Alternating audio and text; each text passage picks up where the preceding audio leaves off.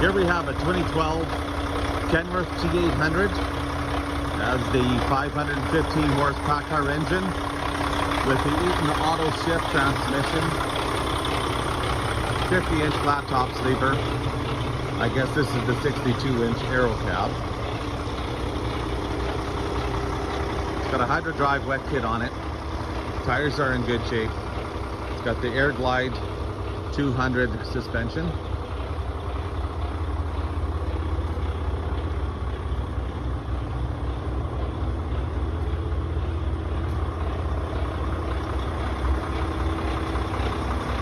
Complete with the headache rack.